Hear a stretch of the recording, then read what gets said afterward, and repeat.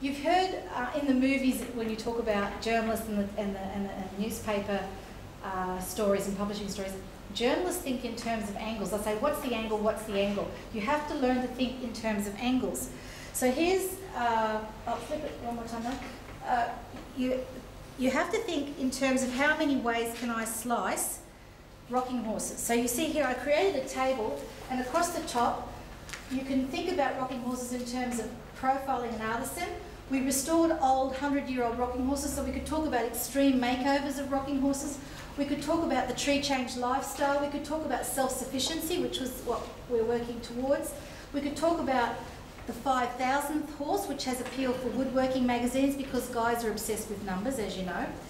You could talk about the hobby holiday because you've got grey nomads who want to do something practical when they're travelling around, so this was a hobby holiday.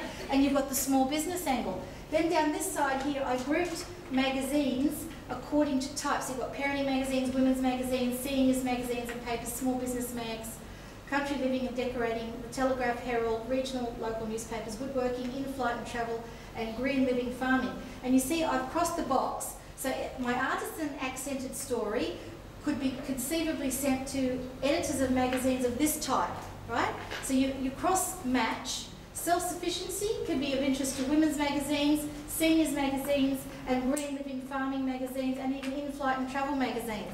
Do you see how it works? You've got to see where there's interest in certain magazine types for that type of story. So you start to work out how many ways can you slice your business. Right? But just get an idea of the kind of exposure you get from systematically exposing your business like this.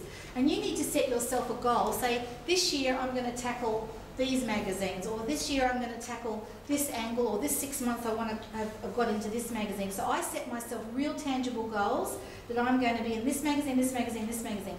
Once you get success in those lower magazines, you think, right, you get fired up, and you say, I'm going to go for the next level. So for example, in the country magazines, it's pretty easy to get into a decorating magazine or country collections, but the zenith is Country Style magazine, which has the biggest circulation and the highest advertising cost. So if you can get into Country Style, you've arrived. But you don't start at Country Style, you work your way up.